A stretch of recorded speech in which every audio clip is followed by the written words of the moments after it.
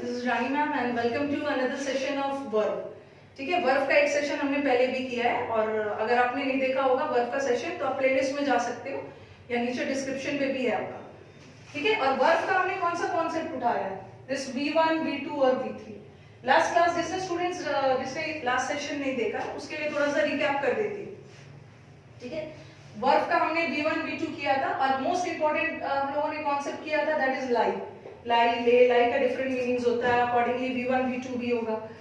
ये V1 क्या है, जिसने लास्ट सेशन नहीं देखा है, V1 क्या है, सिंपल प्रेजेंट, सिंपल प्रेजेंट का प्लूरल फॉर्म है। ठीक है, और V2 क्या किया था हमने, पास्ट टेंस, और V3 क्या किया था, पास्ट पार्टिसिपल। ठीक है, जैसे ये क्या हो गया गो, इसका पास्ट क्या हो गया वेंट, और इसका क्या हो गया गॉन। ठीक है, ये मैंने हम लोगों ने लास्ट सेशन में डिटेल में किया था। चलो अब आगे बढ़ते हैं। V1 वैसे तो आप देखोगे कि ये जो V1, V2, V3 है, बुक्स वगैरह में देखोगे कि करीब 5 से 6 पेज का V1, V2, V3 दिया रहता है, पूरा इलैबोरेट में दिया रहता है। बट हम क्या करेंगे, इस चैनल पे जितने भी इंपॉर्टेंट V1, V2 है, इंपॉर्टेंट वर्ब्स का, उसे डील करेंगे। जैसे लास्ट क्लास हमने डील किया था लाई का, इफ यू रिमेंबर। लाई, एक लाई का मतलब है झूठ बोलना, झूठ बोलने का पास्ट टेंस हमने लाइड और लाइट किया था। फिर किया था एक लाई का मतलब है लेटना, उसका लेन किया था, लास्ट वीडियो में देख सकते हैं। चलो अब नेक्स्ट पे मूव करते हैं।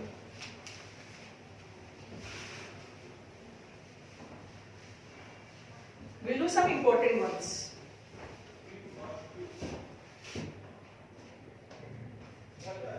ऐसे तो वर्ब के 5 फॉर्म्स होते हैं बट हम कंपेयर 3 का करते हैं। ओके, अब जहां से क्वेश्चंस पुट अप होते हैं, जहां बच्चों का कंफ्यूजन है, we have the word fly. Okay, and then we have the word fly, और एक है हमारे पास वर्ड फ्लो। फ्लो या ओवरफ्लो, मीनिंग तो सेम ही है। फ्लाई का मतलब उड़ना, फ्लो का मतलब बहना, rivers and all they flow. Fly का V2 क्या होगा, उड़ने का, फ्लाई, फ्लू, फ्लो। ठीक है, और फ्लो का मतलब क्या है, फ्लो का मतलब है बहना, उसका क्या होगा, फ्लोड और फ्लो। और ओवरफ्लो में भी फ्लो का मतलब तो बहने के सेंस में ही, so this is overflow.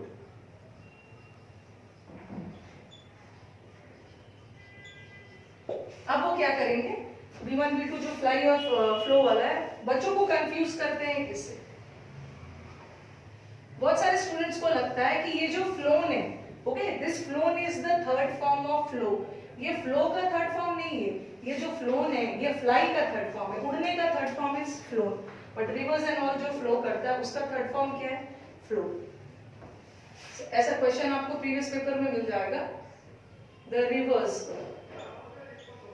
have overflown the banks. Okay, river overflow कर रहा है। अब स्टूडेंट्स को तो ये तो पता है हर स्टूडेंट को कि have के साथ वर्ब का थर्ड फॉर्म है, और फ्लोन भी थर्ड फॉर्म। ठीक है, phloem is also third form, but phloem third form है, बट किसका, उड़ने का। बट यहाँ तो रिवर्स है, फ्लो के बहने के सेंस में, तो ओवरफ्लो ना होके क्या हो जाए, that is overflow. Okay, this is over. जैसे अगर ऐसे ही रहता, द बर्ड्स हैव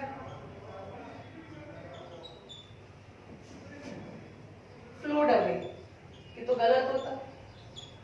यहाँ तो बर्ड्स उड़ने के सेंस में, तो यहाँ किस सेंस में जाएगा, फ्लोन के सेंस में।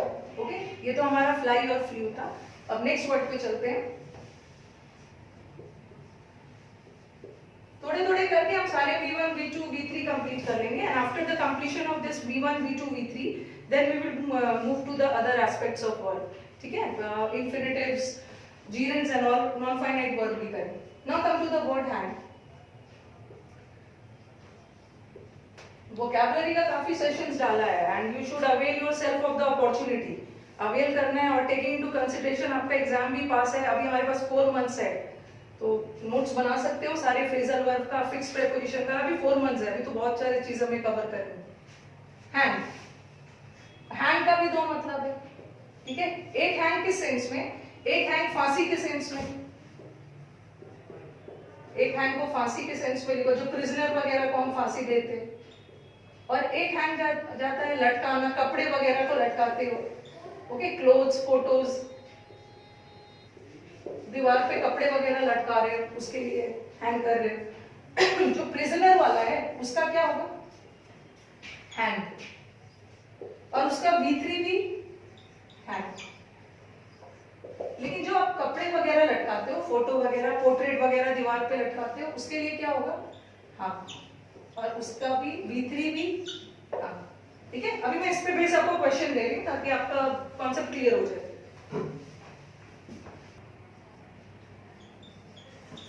सेंटेंसेस को थोड़ा छोटा रख रही हूँ, इसलिए छोटा रख रही हूँ कि कम समय में आपका ज्यादा चीज कवर हो जाए। ठीक है, थोड़ा कॉन्सेप्ट क्लियर हो ना, तो लेंथी सेंटेंस या आए या शॉर्ट सेंटेंस रहेगा, कॉन्सेप्ट क्लियर है तो you will be able to do.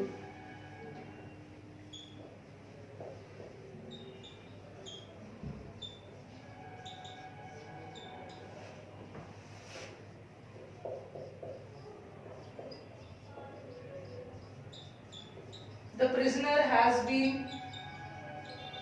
hung or hanged.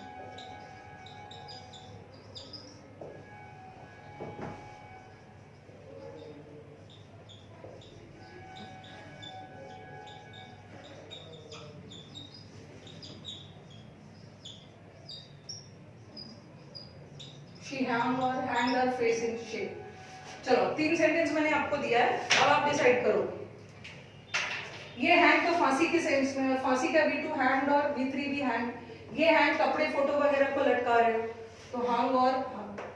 She hang और हैंग द लैम्प, उसने लैंप को, ठीक है, उसने लैंप को हैंग किया, तो फांसी के सेंस में नहीं है ना, लैंप को लटकाया उसने, क्या हो जाएगा। और प्रिजनर वगैरह को फिर क्या दी जा रही है, प्रिजनर को फांसी दी जा रही है, फांसी के सेंस में क्या होगा, हैंग। अब ये सेंटेंस देखो, शी हंग और hang her face in Shem. इस सेंटेंस का ट्रांसलेशन क्या है, ऐसा नहीं सोचना कि उसने फांसी लगा लिया और फेस में कोई फांसी नहीं लगाई।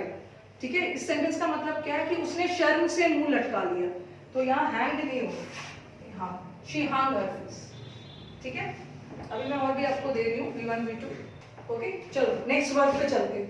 नेक्स्ट वर्ब इज राइज, और यहाँ भी बच्चे कंफ्यूज होते हैं, this is raise. Okay, spelling में भी डिफरेंस है, there is a difference between rise and raise.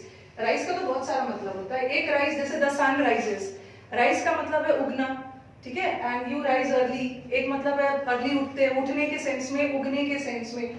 और एक राइज का मतलब होता है बढ़ना, यहाँ मैंने किस सेंस में यूज किया है, बढ़ना, ठीक है। और रेस का मतलब क्या है, रेस का मतलब होता है बढ़ाना। There is a difference between बढ़ना एंड बढ़ाना, ठीक है। बढ़ कोई चीज कूद रहा है, बढ़ा किसी के द्वारा हो रहा है, या तो बढ़ने के सेंस में हो या उठाने के सेंस में, ठीक है। और राइज का पास क्या होगा, दिस इज रोज, और राइजिंग, V3 इज राइजिंग। और ये रेस का क्या है, रेस्ड, एंड इसका भी रेस्ड। ये raised has two meanings, one is in sense of बढ़ाना, other was in sense of उठाना। इसे दोनों सेंस में मैं यूज कर रही हूँ, से ये लिखा मैंने, he raised or rose many questions.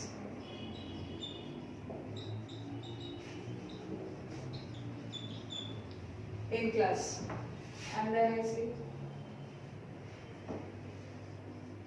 he raised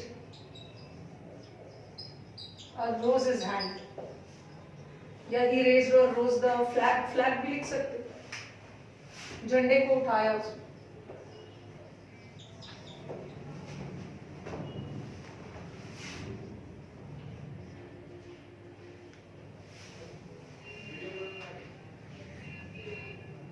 during flood, ठीक है, फ्लड के समय the water level rises or raises.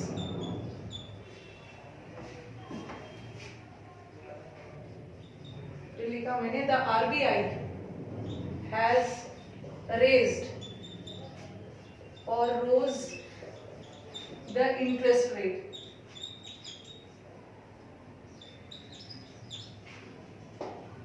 अभी आप लोगों को वर्क करना है, इन द फोर्थकमिंग मंथ्स आपके बहुत सारे एग्जाम्स है, बैंक की भी वैकेंसीज आएगा by the end of April, SBI आएगा, और CGL का तो डेट अनाउंस हो ही गया है।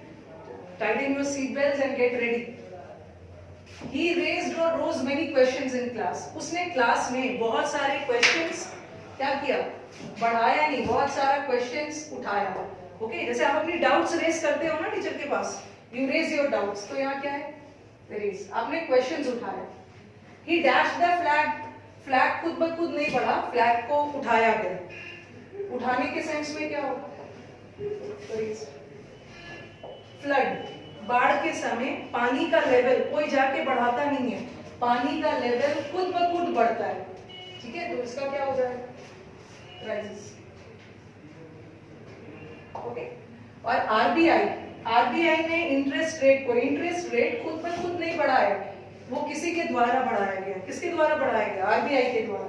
तो the RBI has raised the interest. Okay, चलो आज हमने V1 V2 का नेक्स्ट सीरीज कंप्लीट किया, एंड आने वाले सेशंस में और भी सीरीज करेंगे. And if you people really like the videos, तो do boost me and like and share the videos among your friends. ठीक है, एंड कमेंट बॉक्स में तो अपने कमेंट्स, जेन्युइन कमेंट्स देते रहना, नॉट अननेसेसरी कमेंट्स.